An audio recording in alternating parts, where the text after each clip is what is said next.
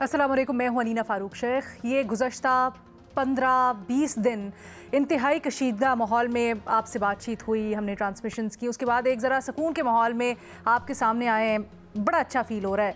लेकिन इसको ज़रा हम इंट्रोस्पेक्ट करेंगे कि एग्जैक्टली ये जो 20 दिनों में सारा का सारा मामला हुआ, और इसके बाद जब हमने देखा पाकिस्तान ने भी रिफ्लेक्ट किया, सारी की सारी मामलात को बताया, और फिर कल फाइनली भारत के वज़ीर आज़म नरेंद्र मोदी ने भी अपनी कौम से खिताब किया और उन्होंने अपना पर्सपेक्टिव सामने रखा। तो ज़रा नरेंद्र मोदी की स्पीच को हम क्रिटिकली एनालाइज़ करते हैं, अपने तज्ज़ियाकारों से उनका रद्द-ए-अमल पूछते हैं, क्योंकि मुख्तलिफ तौर पर इसको डिसाइफर किया जा रहा है। मोदी साहब ने कल तकरीर करते हुए जहाँ बहुत सी बातें की, उसको प्रोग्राम में हम डिस्कस करेंगे, वहाँ एक चीज़ बड़ी स्टैंड आउट की, और वो उनका ये जुमला था कि पाकिस्तान से बात होगी तो दहशतगर्दी और कश्मीर के ऊपर बात होगी।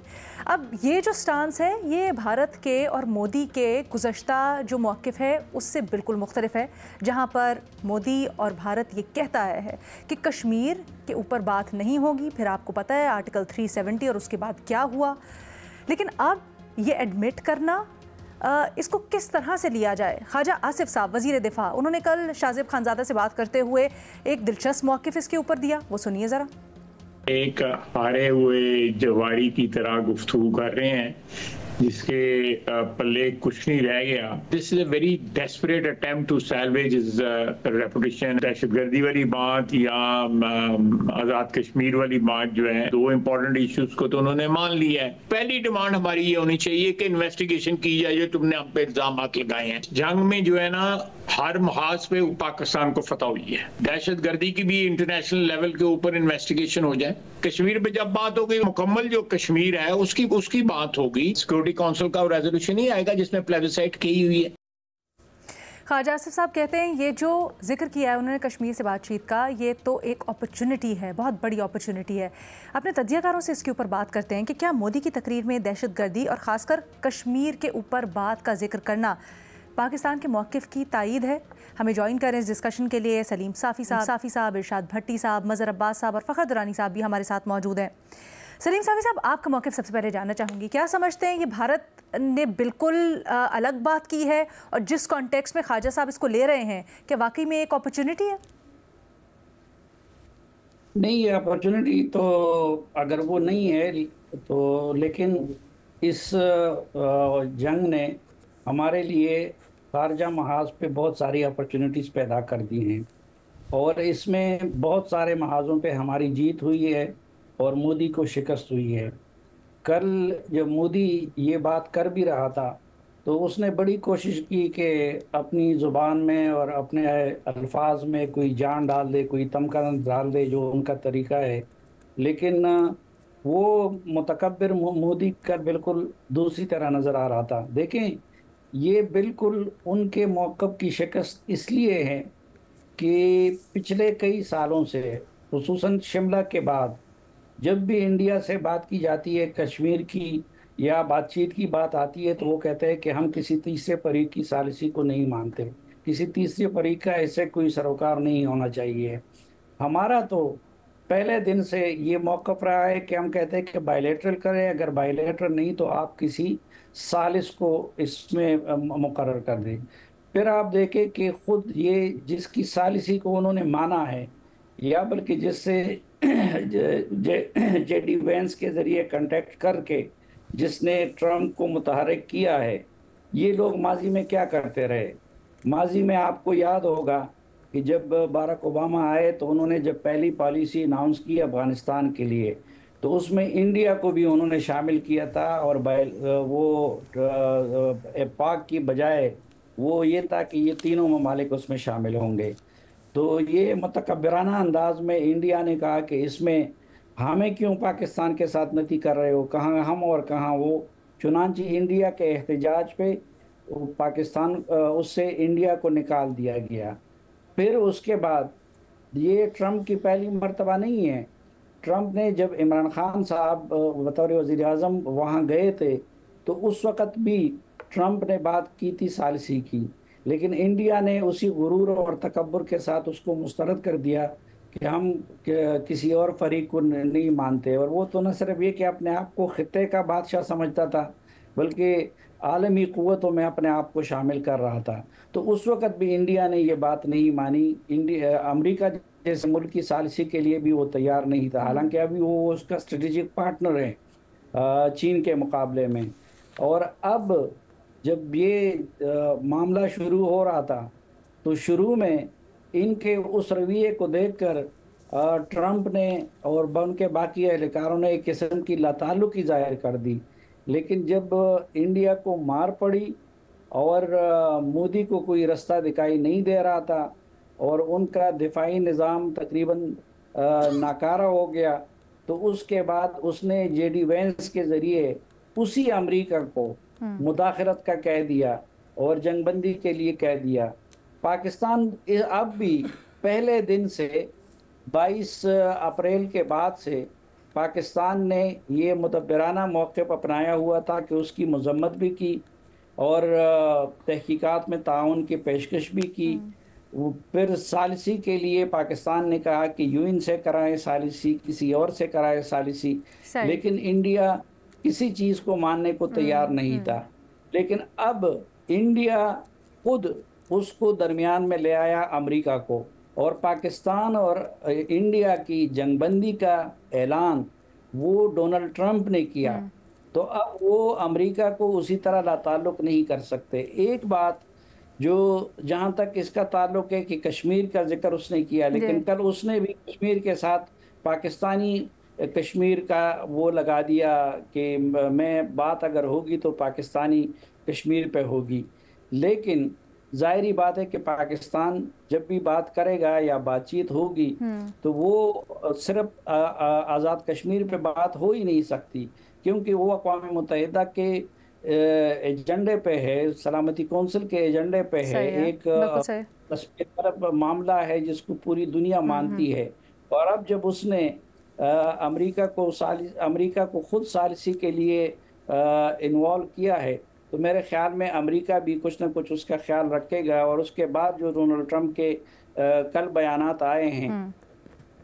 ठीक है सर, इसके ऊपर बिल्कुल सही नहीं ले रहा है, दिलचस्पी लेने लगा है वो खुद उसकी दिलचस्पी को। बट इसका आउटकम क्या होगा सर? मैं आपसे आगे जाके ये भी पूछना चाहती हूँ, लेकिन जरा पहले इनिशियल टेकअवेज ले लेते हैं सबके। इरशाद भट्टी साहब, आप कहिएगा, अगर हम ओवरऑल इसको देखें, बात नहीं करेंगे, बात करने का कोई फ़ायदा नहीं, इंडिया का ये मौक़िफ़, उससे बात होगी कश्मीर और दहशतगर्दी के ऊपर बात करेंगे, ये बदलने की या बदलाव की मौक़िफ़ में वजह क्या है? और फिर ऑब्वियसली क्या ये नतीजा खेज़ हो सकती है? पहली बात मैडम शेख, इस फ़ज़ाई मार्के के बाद नरेंद्र मोदी का ये पहला खिताब था। शिकस्त खुर्दा बॉडी लैंग्वेज, गुस्से और फ्रस्ट्रेशन भरा लहजा, हर दूसरे फ़िक्रे में झुंझलाहट, नाराज़गी, चेहरा कुछ और कह रहा था, ज़ुबान कुछ और कह रही थी, ला यानी बड़कें, बेमानी धमकियाँ। और मुझे पता है मैडम शेख कि वो झूठ बोल रहा था, मुझे पता है वो खिसियानी बिल्ली खंबा नोचे वाली तकरीर कर रहा था, मुझे पता है अपने वोटर्स पोटर्स के सामने बहादुर बन रहा था, अपनी शर्मिंदगी और झींप छुपा रहा था और शिकस्त को धमकियों में छुपा कर आगे बयान किया जा रहा था। लेकिन मैं हैरान हूँ कि पाकिस्तान का जो मौक़िफ़ है वो कौन पेश कर रहे हैं। और अगर पाकिस्तान आजकल ख्वाजा आसिफ साहब के रहमो करम पर है, जिस तरह उन्होंने बयानात दिए हैं, तो फिर अल्लाह ही हाफिज़ है। फिर हम ये जो हमने जंगी मैदान में जंग जीती है, ये सफारती मैदान में कहीं हार ना जाएं। कहाँ से उससे लगा है कि नरेंद्र मोदी को ने बड़ी कोई अपॉर्चुनिटी दी है? नरेंद्र मोदी की पूरी तकरीर सुनी है, वो क्या कह रहा है? वो कह रहा है पाकिस्तान में दहशतगर्दी की फैक्ट्रियाँ हैं, ये हमारा मौक़िफ़ है। दुनिया का सबसे बड़ा दहशतगर्द कह रहा है कि पाकिस्तान में दहशतगर्दी की फैक्ट्रियाँ हैं। नरेंद्र मोदी कह रहा है दहशतगर्दी और मुज़ाकरात एक साथ नहीं चल सकते, मतलब वो हमें दहशतगर्द कह रहा है। नरेंद्र मोदी कह रहा है कि टेररिज्म और ट्रेड एक साथ नहीं हो सकते, मतलब वो हमें कह रहा है कि आप टेररिज्म कर रहे हैं। नरेंद्र मोदी कह रहा है पानी और खून एक साथ नहीं बह सकता, मतलब सिंतास मुआहदे पर ना समझो। बात होगी तो दहशतगर्दी पर और हमारे कश्मीर पर, पाकिस्तान के ज़ेरे कब्ज़ा कश्मीर पर, मतलब आज़ाद कश्मीर पर। यह हमारा मौक़िफ़ है कि हमने आज़ाद कश्मीर पर बात करनी है। और फिर हमने मुंह तोड़ जवाब दिया। नरेंद्र मोदी कह रहा है, झूठ बोल रहा था, हम जीते, हमने 100 दहशतगर्द मार दिए। पाकिस्तान ने दरखास्त की, सीज फायर की, झूठ बोल रहा था। इंडिया अपनी शर्तों पर, अपनी मर्जी से और अपने तरीके से आइंदा भी दहशतगर्दी से निपटेगा और हम जोरी हथियारों से ब्लैकमेल नहीं होंगे। मैडम शेख, और आखिर पे नरेंद्र मोदी ने एक लफ्ज बोला कि हमने सीज फायर किया है लेकिन ये कार्रवाई सिर्फ मुअत्तल की है। तो मैडम शेख, मुझे पता है कि हमारा दुश्मन झूठा इतना है कि वो इस्लामाबाद पर कब्जे की खबरें चला देता है, कम ज़र्फ इतना है कि निहत्ते बेगुनाह और मासूम शहरियों पर हमले करता है, मस्जिदों पर हमले करता है, बुज़दिल इतना है कि रात की तारीकी में छुप कर हमले करता है, मकार इतना है कि पहलगाम ड्रामे को सिंतास मुआहदे से जोड़ देता है। और मुझे ये भी पता है मैडम शेख कि इस फ़िज़ाई मार्के इस फ़िज़ाई मार्के के बाद ट्रंप भी बोला कि कश्मीर पर सालसी के लिए मैं तैयार हूं। इस फ़िज़ाई मार्के से पहले ट्रंप साहब ने नहीं कहा, इमरान खान के दौर में कहा था, लेकिन दोबारा नहीं कहा। बिलाशुबा मुझे पता है कि इस फ़िज़ाई मार्के के बारे में के बाद उमर अब्दुल्ला और राहुल गांधी भी कह रहे हैं कि ये मोदी तो कश्मीर को भी आलमी मसला बना चुका है। बिलाशुबा जनूबी एशिया का नक्शा बदल रहा है मैडम शेख। बिलाशुबा आज पाकिस्तान बावकार पाकिस्तान है, दुनिया की नजर में पाकिस्तान की इज्जत बड़ी है। पाकिस्तान की आखिरी दो जुमले, जल्दी से आखिरी दो जुमले मैडम शेख। पाकिस्तान की इखलाकी नफसियाती जंगी मैदान में बरतरी है, मगर खुदा के लिए कुछ खौफे खुदा करें ख्वाजा साहब और देखें कि वो कह क्या रहा है। मुझे तो मोदी साहब की तकरीर से मायूसी हुई, मजीद सख्त मौक़िफ़, मजीद इंतहा पसंदाना मौक़िफ़। अच्छा। इसमें कहां से अपॉर्चुनिटी आ गई? कौन सा वो कह रहा है कि आप दहशतगर्द, पाकिस्तान दहशतगर्द है और हम आजाद कश्मीर पर बात करेंगे और हम दोबारा भी कार्रवाई कर सकते हैं। ठीक है फखर, क्या आपको भी ये लगा कि अपॉर्चुनिटी नहीं है इसके अंदर कोई? देखिए अलीना, बहुत शुक्रिया। पहली बात तो ये है कि जो कल प्राइम मिनिस्टर नरेंद्र मोदी ने तकरीर की है उसके 3 मेजर टेक अवेज हैं। पहला है कश्मीर के हवाले से, और दूसरा है जो उन्होंने एक 3 नुकाती नई डॉक्ट्राइन मुतारिफ़ कराई है, जो कि मैं समझता हूँ बड़ा एक डेंजरस प्रेसिडेंट उन्होंने सेट किया है इस 3 नुकाती जो डॉक्ट्राइन है उसके तहत। और तीसरा जो इनका है वो है सीज़ फायर के हवाले से जो उन्होंने गलत बयानी की है। अगर हम कश्मीर के हवाले से बात करें, वो मोदी ने ये इसमें क्लियरली कहा है कि हमारे वाला नहीं बल्कि जो पाकिस्तान के हिस्से में है आज़ाद कश्मीर, उसके हवाले से अब बात होगी। ये कभी ऐसा हो ही नहीं सकता कि ये जो मोदी की तरफ से कहा गया है कि एक साइड के कश्मीर के ऊपर बात होगी। जब भी इंटरनेशनल प्लेटफॉर्म के ऊपर बात होगी तो वो दोनों साइडों के हवाले से ही बात होगी।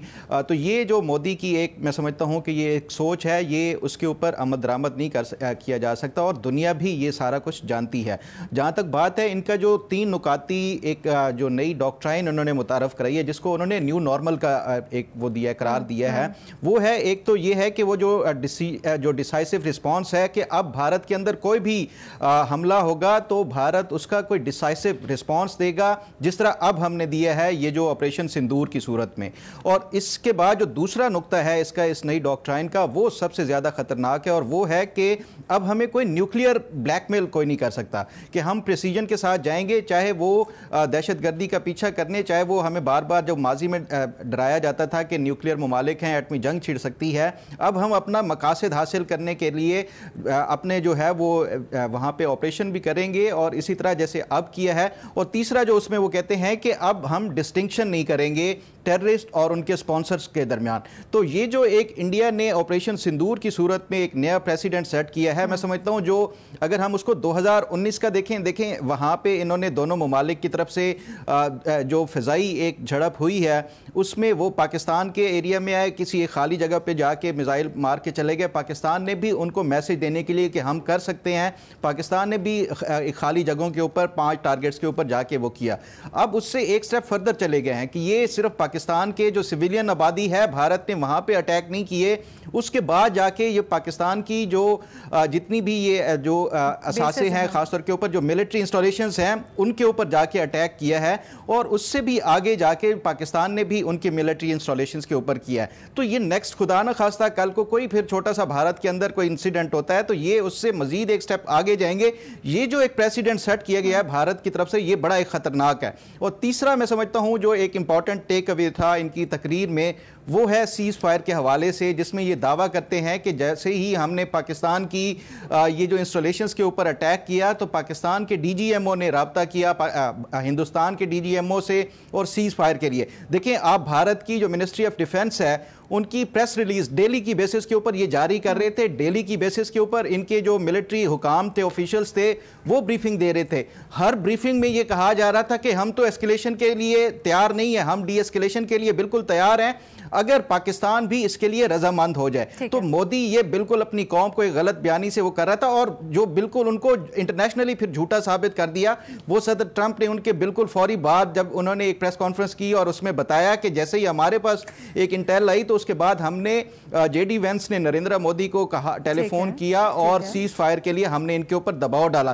तो ये मोदी की इंटरनेशनल एम्बेरसमेंट जो ट्रंप ने की है कि ये मोदी जो एक क्रेडिट लेने की कोशिश कर रहा था कि सीज फायर मैंने एक स्टेट्समैन के तौर के ऊपर वो की है, ट्रंप ने कहा कि नहीं ऐसा नहीं है। बट फखर, ये सब कुछ करने के बाद अगर इख्तिताम अपनी तकरीर का इस बात के ऊपर किया हो कि हम फिर भी बात करेंगे इन दो नुक्तों के ऊपर बेशक, लेकिन बात करने को तैयार हैं, तो ये आपके ख्याल में एक ऐसे हो सकता है ना, लोकल ऑडियंस की तरफ से भी बड़ा प्रेशर था और उसको झींप मिटाने के लिए किया, बट नाउ बात करने के लिए तैयार हैं, इन इटसेल्फ एक अपॉर्चुनिटी नहीं है? बिल्कुल, देखें आज अगर आप इसहाक डार साहब का अगर इंटरव्यू देखें जो उन्होंने CNN के साथ दिया है, उसमें ये सियासी तौर के ऊपर ये एक जंग ज़दा माहौल था इंडिया के अंदर, नरेंद्र मोदी के ऊपर बिल्कुल प्रेशर था और प्रेशर वाली ही ये तकरीर थी। देखें जब मुज़ाकरात की मेज़ पे बातें आती हैं वो फिर इस तरह जज्बाती बातें नहीं होती, उसमें पूरे कैलकुलेशन के साथ और पूरा एक होमवर्क के साथ दोनों साइड्स आती हैं। तो मेरा ख्याल है ये सियासी बयान के तौर के ऊपर तो इसको लिया जाता है, लेकिन जब ये वाकई जब ये मुज़ाकरात की मेज़ पे आएंगे तो हकायक बिल्कुल डिफरेंट होंगे और दोनों साइडों से अपना अपना होमवर्क करके ही ये इसके ऊपर होगा। तो मैं इसको ज्यादा सियासी बयानिए से और सियासी एक बयान से ज्यादा नहीं समझता। अच्छा, मज़हर अब्बास साहब, आप इसको इस तरह से देखते हैं क्या वजह हुई ट्रंप की? वो चाहते तो ये भी कह सकते थे या इसको एक्सक्लूड भी कर सकते थे, बट उन्होंने आगे जाके कहा कि हम बात करेंगे इसके ऊपर। क्यों? देखिए, एक तो तीन चीज़ें जिसमें इंडिया ने लूज़ किया है, सिफारती महाज पे लूज़ किया, दिफाई महाज पे लूज़ किया और सियासी महाज पे लूज़ किया। इंडिया की पोजीशन इससे पहले ये थी कि पाकिस्तान से अब बात नहीं होगी। अब पोजीशन ये है कि पाकिस्तान से बात करेंगे और अपना मौक़िफ़ उन्होंने सामने रखा कि हम दहशतगर्दी पे बात करेंगे, हम कश्मीर, आज़ाद कश्मीर पे बात करेंगे। तो उन्होंने इफ़ और बट तलाश किए ना, यानी कल तक ये पोजीशन थी कि हम बात नहीं करेंगे, पाकिस्तान से बात नहीं हो सकती, पाकिस्तान इज़ इर्रेलेवेंट, ये पोजीशंस थी इंडिया की। जो पहलगाम के बाद और जो एडवेंचर किया इंडिया ने, उसके बाद उनकी पोजीशन बदली, क्योंकि उन्हें जो जवाब मिला उससे उन्हें अंदाज़ा हो गया। फिर अमेरिका का न सिर्फ ये कि बराह रास्त मुदाखलत करना, अमेरिका का सीज़ फायर करवाना, डोनाल्ड ट्रंप का कश्मीर के हवाले से बयान देना, ये वो चीज़ें हैं जो भारत इसका तसव्वुर नहीं कर सकता था।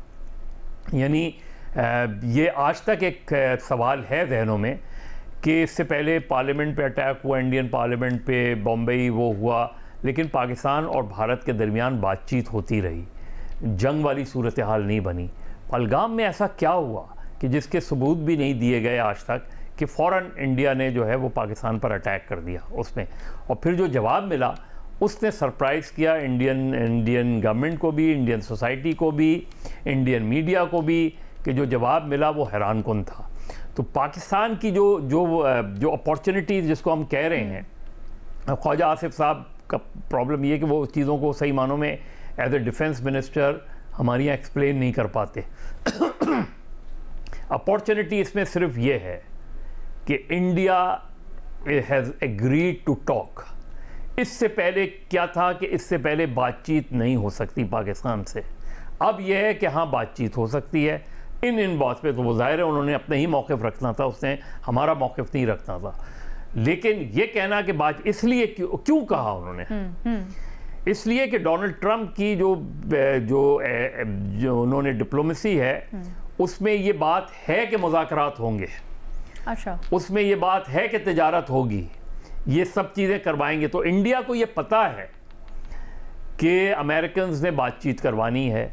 अब जाहिर है उन्होंने अपना एक मौक़िफ़ रखा कि बातचीत होगी, करें, दहशतगर्दी पे बात कर लें आप, उस पर बात कर लें आप अपना मौक़िफ़ रखेंगे कि ये हम पाकिस्तान के हिस्से में जो कश्मीर है उस पर बात करेंगे, पाकिस्तान दूसरा मौक़िफ़ रखेगा। तो बातचीत के लिए इंडिया का तैयार होना इज़ एन अपॉर्चुनिटी। अपने सख्त मौक़िफ़ के बावजूद इंडिया के अंदर ये डिबेट है कि हमने बहुत से महाज़ों पे मार खाई है और अब हमें इसे मेकअप कैसे करें, किस तरह कम बैक करें, वहाँ उन्हें डिफ़िकल्टी हो रही है। पाकिस्तान रिलैक्स पोजीशन में है इसलिए कि पाकिस्तान का केस डोनाल्ड ट्रंप लड़ रहा है। अब आप ये देखें ना कि कितना बड़ा वो है कि जो ट्रंप बिल्कुल अपना वो बात करते थे लेकिन बहुत स्पेसिफिकली आए, और ट्रंप ने जिस तरह बात की कि ये खतरात उनको पैदा हो गए थे कि पाकिस्तान और इंडिया में न्यूक्लियर वॉर हो सकती है जिससे लाखों लोग मारे जा सकते हैं। सही। तो ये जो पाकिस्तान की इन चंद दिनों में कामयाबी है, अब इसे हमें भी संभाल के रखना है, हमें भी अपना मौक़िफ़, क्योंकि हम कश्मीर के मामले में हम एक मजबूत केस के बड़े ख़राब वकील रहे हैं। तो हमने ये सारी चीज़ें, आर्टिकल 370 हो गया, पहलगाम की तहकीकात हो गई, ये सारी बातें, सिंध तास मुआहदे की खिलाफ वर्जी हो गई, हमारे ये 3 मौक़िफ़ इसके साथ आएंगे। तो अगर बातचीत होती है वो अपना मौक़िफ़ रखेंगे, हम अपना मौक़िफ़ रखेंगे। साहब ने इस तरह बढ़ाया भी बात को कि सबसे पहले तो हम कुछ मुतालिबात भी रखेंगे कि पहलगाम की ज़रूर तहकीकात होनी चाहिए। हमारा पैनल इक्वली डिवाइडेड है, आधे समझते हैं कि बिल्कुल एक अपॉर्चुनिटी है, आधे समझते हैं नहीं है। ज़रा इसको डीबंक करते हैं आफ्टर ब्रेक।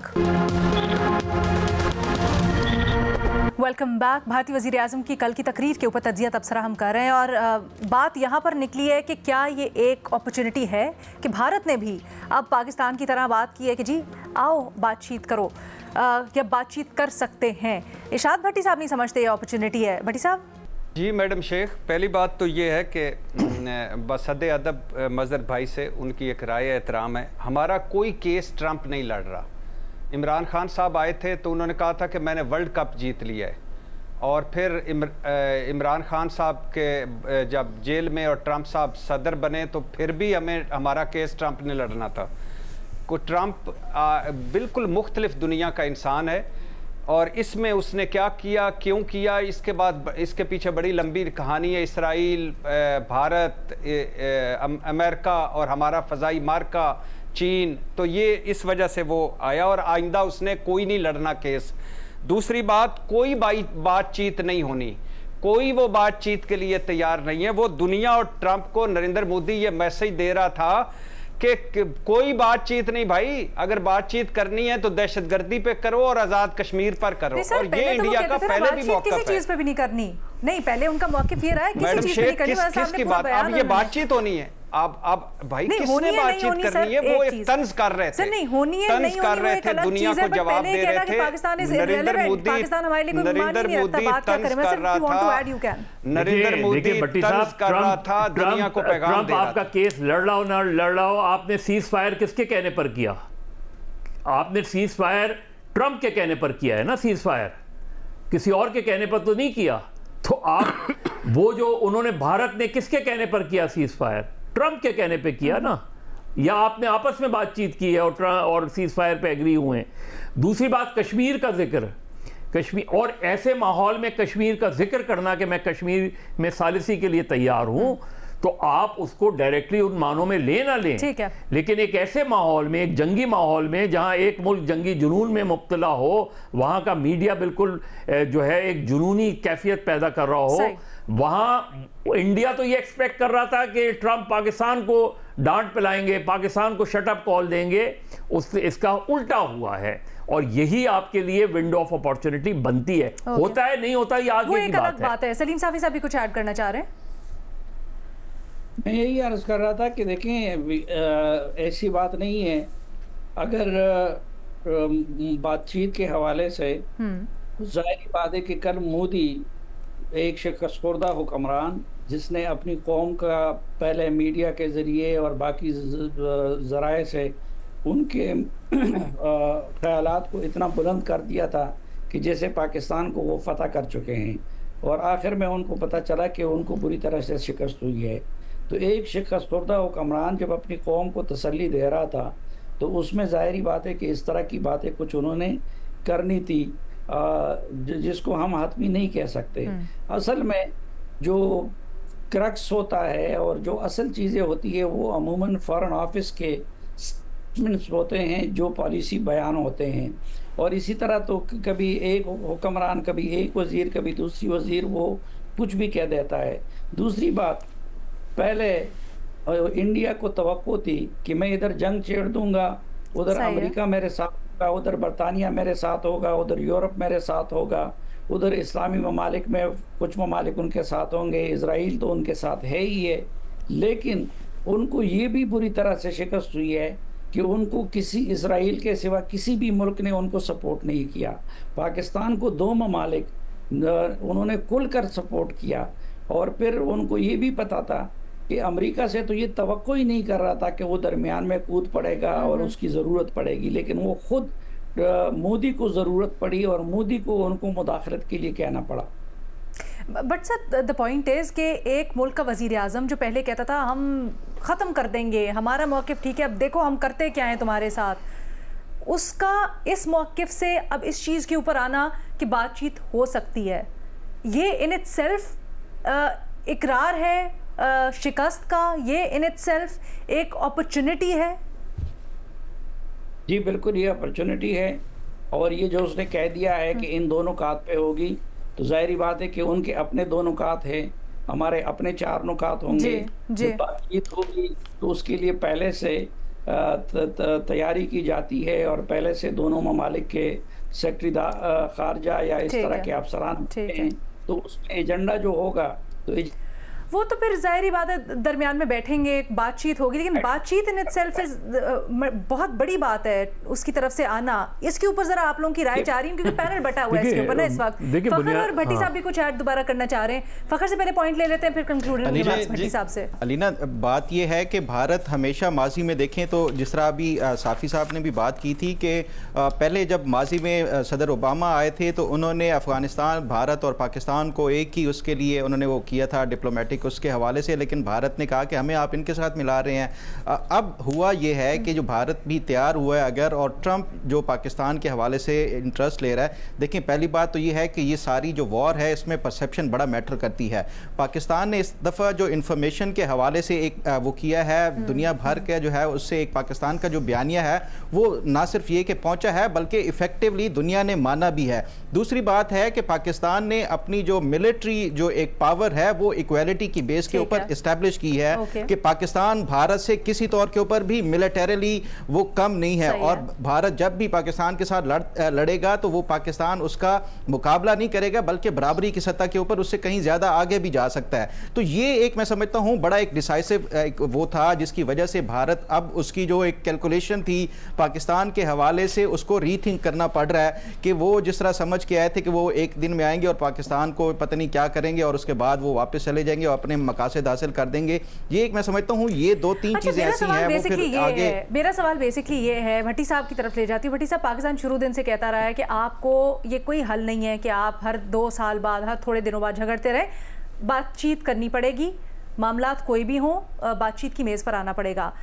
भारत हमेशा नफ़ी करता रहा है। आज अगर भारत भी इस मौक़िफ़ के ऊपर आ गया है, नंबर 1 क्या हुआ जो भारत एकदम से इस नैरेटिव से पाकिस्तान की बोली बोलने शुरू हो गया? दूसरे अल्फाज में, क्या वो ये कड़वी गोली अपनी ऑडियंस को अच्छी रैपिंग में करके उसने एंड में दी?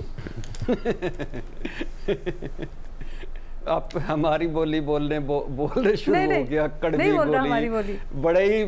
बड़े ही मैडम शेख दूर अंदेशी से आप कड़वी गोली और हमारी बोली लाई हैं। मैडम शेख, खुदा के लिए वो तंज कर रहा था, दुनिया को बता रहा था, वो ठींगा दिखा रहा था दुनिया को कि आज़ाद कश्मीर पर बात कर लो, ये दहशत गर्द है, इन पे दहशत गर्दी की ये यूनिवर्सिटियाँ हैं, दहशत गर्दी पे बात कर लो।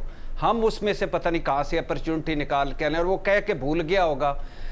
लेकिन ये जो है नरेंद्र मोदी का, और ये सारा आज का नरेंद्र मोदी और आज का पाकिस्तान बिल्कुल डिफरेंट है, ये इस फजाई मार्के से पहले। अच्छा, मगर कुछ भी नहीं होना, नरेंद्र मोदी जब तक मौजूद है कोई अपॉर्चुनिटी नहीं, ना कोई वो मुज़ाकरात पर आया है, ना उसने मुज़ाकरात करने हैं। देखिए ये बेसिक ये जो मौक़िफ़ है ना, ये हमेशा से रहा है। ये आज़ाद कश्मीर वाली बात भारत में ये कोई पहली मर्तबा नहीं हुई है। जब भी कश्मीर की बात होती है तो वो वाली बात करते हैं। ये कोई नई बात नहीं की नरेंद्र मोदी ने। ठीक है, बात ये है कि उन्होंने पहले बीच में उनका मौके बॉम्बे के बाद ये हो गया था कि पाकिस्तान से अब कोई बात नहीं होगी, कोई पाकिस्तान इज इररिलेवेंट। वो अपने आप को उन्होंने पता नहीं किस दर्जे पे पहुंचा दिया था। ये चाहे तंज हो या किसी तरह हो, ये बात करना। लेकिन मजहर भाई एक सवाल है जी, जल्दी से सवाल पे भाई, एक सवाल है कि यानी हमसे मार खाने के बाद आप सारों का ख्वाजा आसिफ साहब से लेकर सारों का मैं समझाऊं कि हमसे उसने मार खाई, उसकी याददाश्त वापस आई जैसे ड्रामों फिल्मों में होता है, और वो बातचीत पर आमादा हो गया। मतलब यही है सर, वो इसलिए उसने ये बात की कि जो प्रेशर है वो पाकिस्तान का प्रेशर नहीं है। अच्छा, फिर ये वो अमेरिकन प्रेशर है, वो ट्रेड का प्रेशर है। उनको अपनी इकोनॉमी को देखना है आगे चल के। अच्छा, तो अगर अमेरिकन की बात नहीं मानेंगे तो वो किसकी बात मानेंगे? अच्छा सर, वजूहात सबने अपनी अलग अलग दी, उसके पीछे मुहर्रिकात जो थे वो भी अलग अलग डिस्क्राइब किए। इसको इस पे कंक्लूड करते हैं कि अभी तक के हालात वाक़यात के मुताबिक हमारा पैनल इक्वली डिवाइडेड है। आधे समझते हैं अपॉर्चुनिटी है, आधे समझते हैं नहीं है। आने वाले दिनों में देखते हैं हालात वाक़यात कैसे बैठते हैं, फिर उसके ऊपर तज्ज़िया तबसरा करेंगे। अभी एक ब्रेक लेते हैं।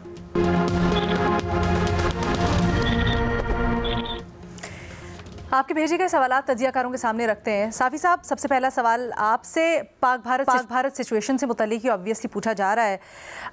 क्या पाक भारत मामला हल हो गया या मुस्तकबिल में पाकिस्तान और भारत के दरमियान चपकलिश मामूल बनेगी? जैसा कि अभी हम डिस्कस भी कर रहे थे मोदी की तकरीर को, उन्होंने कहा operation Sindoor is the new normal. आप कैसे इसको ट्रांसलेट करते हैं, डिसाइफर करते हैं? नहीं अलीना, ये निसफ सदी का भी नहीं बल्कि निसफ सदी से ज़्यादा का किस्सा है, और 2-4 दिनों की बात नहीं है कि 2-4 दिनों में हल हो जाए। पाकिस्तान और इंडिया की दुश्मनी को 70 साल हो गए, इससे पहले भी जंगें हो चुकी हैं, अब ये जंग भी हो गई। तो तस्फिया तलब मसाइल भी, उसमें कश्मीर है सबसे बड़ा और सबसे अहम, उसमें अब पानी का मसला है, सरकरी का मसला है, बहुत सारे और मसाइल हैं। तो वो एक तो इसलिए भी इतने आसानी से हल नहीं हो सकते। दूसरी तरफ इस वक्त इंडिया में जो इंतहा पसंद क़यादत है मोदी की शक्ल में, और पहले लोग उनका नाम तो नरेंद्र मोदी है, अब लोग तंजन उनको सरेंडर मोदी कहते हैं, लेकिन वो सरेंडर मोदी हुए हैं, लेकिन पता नहीं कितने अरसे के लिए हुए हैं। मैं नहीं समझता कि इतने जल्दी अगर बातचीत होती भी है तो वो भी बहुत वक्त लेगा, और अगर उसका कोई नतीजा निकलता है, अल्लाह करे कि इससे कुछ उनकी दिमाग ठिकाने आ जाएं और वो मानी। लेकिन आपको लगता नहीं है ऐसा? ठीक है, बहुत शुक्रिया साफ़ी जी। साफ़ी साहब, गुडी माहौल हो जाएगा। ठीक है, बहुत शुक्रिया साफ़ी साहब। अगला सवाल मर साहब से करते हैं। साहब, मीडिया के किरदार के ऊपर पूछा जा रहा है कि हालिया दिनों में जाली खबरों और जज्बाती रिपोर्टिंग पर शदीद आलमी तनकीद का सामना रहा है भारतीय मीडिया को। हत्ता कि बैनुल-अक़वामी प्रोग्राम्स में भारतीय सहाफ़ियों की क्रेडिबिलिटी पर भी सवालात उठे हैं। जैसे कि आपको पता है कि बड़े वो ऐसे सहाफ़ी जो सेन वॉइसेस थी। आप क्या समझते हैं कि इन वाक़यात ने भारतीय सहाफ़त की साख को मुतासिर किया है? कितना? देखिए, दो बड़े वाज़ेह फ़र्क नज़र आते हैं अगर आप दोनों मीडिया को देखें इन दिनों में। जनरली तो यही कहा जाता है कि वॉर में सच जो है पहली कैजुअल्टी होती है, लेकिन इंडियन मीडिया को जो अगर आप देखें, और इंडियन मीडिया बड़ा क्लासिकल एग्जांपल है, लोगों को उनके वो सारे क्लिप्स संभाल के रखने चाहिए जो किसी भी फेक न्यूज़ के ट्रेनिंग कोर्स में काम आ सकते हैं। उसमें बहुत वाज़ेह फ़र्क था कि पाकिस्तानी मीडिया ने आपको ज़्यादा प्रोफेशनल नज़र आएगा, होगी यहाँ भी चीज़ें क्वेश्चनेबल रही होंगी, लेकिन इंडियन मीडिया ने जो जुनून पैदा किया, यानी हम अगर यहाँ से बात करते थे कि कोई अटैक हुआ है किसी भी, तो हम सिक्योरिटी ज़राए का वर्ड यूज़ करते थे, सिक्योरिटी सोर्सेज करते थे, जो जर्नलिस्टिक टर्मिनोलॉजीज़ हैं वो उसको हम इस्तेमाल करते थे। जो इंडियन मीडिया में आपको नज़र आ रहा है, तो वो एंकर्स और वो रिपोर्टर इस तरह गुफ्तगू कर रहे होते हैं, और जो ज़बान इस्तेमाल हो रही होती है, तो वहाँ नारेबाजी नज़र आई, वहाँ गलीज़ ज़बान नज़र आई। और जिस तरह आपने भी कहा कि मुझे शौक़ हुआ बरका दत्त जैसी जर्नलिस्ट को, जिनका बड़ी एक ज़माने में बड़ी रेपुटेशन थी, कि एक जर्नलिस्ट जो है वो क्या रेटिंग उसमें इतना ज़्यादा आगे चला जाता है कि वो जर्नलिज्म ही भूल जाए। उसमें बहुत से आप देखें कि हिंदू के एडिटर ने अपोलोजाइज़ किया, और कई लोगों ने अपोलोजाइज किया। तो Pakistani media emerge as responsible, professional and keeping the journalistic norms. ठीक है। On the other hand Indian media जो इमर्ज होकर आया है वो इररिस्पॉन्सिबल, स्लोगन मॉन्गरिंग और कंप्लीट मैडनेस। ठीक है। और ये दुनिया और खुद इंडिया के बहुत से जर्नलिस्ट बैठे अब ये बात कर रहे हैं। I want to build on to this, क्या आपको लगता है कि न्यू फॉर्म्स ऑफ मीडिया, खासकर जो सोशल मीडिया है, इसके ऊपर जब आप जाते हैं तो यू नो व्यूज बाकी सब में this is the new normal? क्या ये मजबूरी बन गया है? नहीं, देखिए मजबूरी बना दिया गया है। आप देखें ना कि वहाँ भी और आई वाज शॉक्ड, मतलब जो हम अभी बात कर रहे हैं आई वाज शॉक्ड कि इस तरह के क्रेडिबल सहाफ़ी जब इस तरह की करते हैं तो what went wrong? Went wrong यही कि आप रेटिंग्स की खातिर आप अपना प्रोफेशनल देखिए। वहाँ करण थापर भी तो है ना। ठीक है। तो करण थापर ने वो जबान क्यों नहीं इस्तेमाल की? हमें और भी कई जर्नलिस्ट होंगे जिसमें होंगे, लेकिन बाय एंड लार्ज जो इंडियन मीडिया नजर आया और इसका सबसे बुरा इम्पैक्ट खुद उनकी सोसाइटी पर हो रहा है, खुद उनके माशरे पर हो, क्योंकि आज वो उस मीडिया से सवाल कर रहे हैं कि भाई तुमने तो हमें पता नहीं किस दुनिया में पहुंचा दिया था, ये क्या हो गया? तो इसलिए मीडिया चाहे इंडिया का हो, उनके वुज़रा के ऊपर बाद में जब सीज फायर किया तो वो इतनी शदीद बैकलैश आया क्योंकि किसी और टेंट गए थे, वॉर मॉन्गरिंग कर रहे थे। एब्सोल्युटली। क्रिकेट टीम हार के आती थी तो उनके साथ ये सलूक होता था, इंडियन मीडिया उनके घरों का मुहासरा करता था। अब सीज फायर के बाद ये खबरें आ रही हैं कि उनके वुज़रा के लिए भी वही रवैया हो रहा है भारतीय कौम का। विल टॉक अबाउट मोर, लेकिन जल्दी से आगे बढ़ते हैं। इरशाद भट्टी साहब के लिए जो सवाल आया उनके सामने रखते हैं। भट्टी साहब, पूछा जा रहा है कि भारतीय तज्जियाकार कह रहे हैं हमने जंग पाकिस्तान से नहीं बल्कि चीन से हारी है क्योंकि चीन पाकिस्तान को इस्तेमाल करके अपना खेल खेल रहा है। आपको क्या लगता है, ये दुरुस्त कहना है?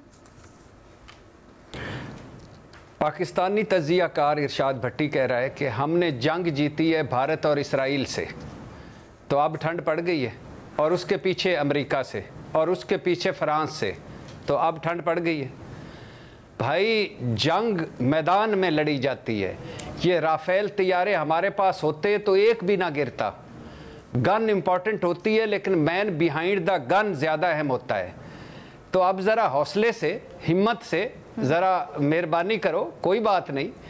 थोड़ी सी अगर हमने एक हल्की फैंटी है, इसके बाद जो मज़ीद फैंटी लगनी है फिर आपने कहना है पता नहीं किस से जंग जीती है, पूरी दुनिया ने हमारे खिलाफ लड़े हैं। तो भाईजान ये पाकिस्तानी फ़िज़ाइया थी, पाकिस्तानी फ़ौज थी, पाकिस्तानी कौम थी, पाकिस्तान था। तो अब हुण और इतना ही कहना है, हुण आराम जे। ठीक है, थैंक यू भट्टी साहब। अगला सवाल फ़खर आपसे। पाकिस्तान फिर कहा है कि सिंतास मुआहदे की खिलाफ वर्जी या पानी रोकने की किसी भी कोशिश को जंगी इक़दाम समझा जाएगा। नरेंद्र मोदी ने एक बार फिर अपनी तकरीर में पानी रोकने का इशारा किया। ऐसे में सिंतास मुआहदे पर अमल दरामद के लिए पाकिस्तान के पास क्या ऑप्शन है आपके ख्याल में? बिल्कुल, देखें पाकिस्तान ने इस हवाले से 2-3 मरतबा क्लैरिफाई भी किया है जब से ये भारत ने सिंतास मुआहदे को सस्पेंड किया है उसके बाद। और इस हवाले से जो मेरी इतलात हैं कि हुकूमत इसके ऊपर बाकायदा होमवर्क भी कर रही है, ख़ासतौर के ऊपर जो इसके रेलिवेंट प्लेटफॉर्म्स हैं, इंटरनेशनल प्लेटफॉर्म्स हैं, उसके ऊपर तो जाना ही जाना है। इससे जो सबसे ज़्यादा इंपॉर्टेंट है वो वर्ल्ड बैंक बतौर गारंटर के तौर के ऊपर इस मुआहदे का है, तो पाकिस्तान उसके लिए भी अपना एक केस बना रहा है। तो ये जो आज भी इस हवाले से बाकायदा जो डिप्टी प्राइम मिनिस्टर हैं इसहाक डार, उनसे भी ये सवाल पूछा गया कि सीज फायर तो हो गया है लेकिन अगर भारत जो सिंतास मुआहदा है वो उसको अबेंस में ही रखता है और पाकिस्तान ने ये इसको ऑलरेडी डिक्लेयर किया हुआ है कि अगर पानी रोका तो फिर जंग होगी, तो क्या अल्टीमेटली पाकिस्तान और भारत फिर से जंग लड़ सकते हैं? तो उस पर जो मैं समझता हूँ बड़ी एक पॉजिटिव बात की है ये जो डिप्टी प्राइम मिनिस्टर है, उन्होंने कहा कि ये मामला जो ये सियासी बयानात और उसकी हद तक तो ये दुरुस्त होते हैं लेकिन जब मुज़ाकरात की मेज़ के ऊपर बैठते हैं तो वो पूरा उनको रियलाइजेशन होती है हकायक की भी कि ये ना तो पॉसिबल है, प्रैक्टिकली पॉसिबल है कि भारत ये पाकिस्तान के हिस्से का पानी रोक सकता है, और अगर इसका ये लीगली भी देखा जाए तो उस हवाले से भी ये पॉसिबल नहीं है। अगर इस तरह भारत ये कोई एग्जांपल सेट करेगा तो उसके बाद जो भारत के लिए खासतौर के ऊपर इंडिया के अंदर जिस तरह से आवाज़ें उठी हैं कि आज आप पाकिस्तान का पानी रोक रहे हैं, इवन पार्लियामेंट के अंदर ये बात पूछी गई और ऑल पार्टीज कॉन्फ्रेंस में ये पूछा गया था हुकूमत से कि आज आप पाकिस्तान का पानी रोकते हैं तो क्या गारंटी है तिब्बत के मुकाम के ऊपर चाइना वो भारत का पानी रोक लेगा? तो ये पॉसिबल नहीं होता। बिल्कुल, तो ये पॉसिबल नहीं है, ये पॉसिबल नहीं है। और आपने मजीद भी बताया कि किस तरह से पाकिस्तान इस वक्त एक्टिवली इसको इंटरनेशनल फोरम्स पर भी उठाने के लिए लगा हुआ है। आने वाले दिनों में मजीद भी इसके ऊपर भी बात करेंगे, बट आज हमारे पास इतना ही वक्त था। इजाज़त दें, अल्लाह हाफ़िज़।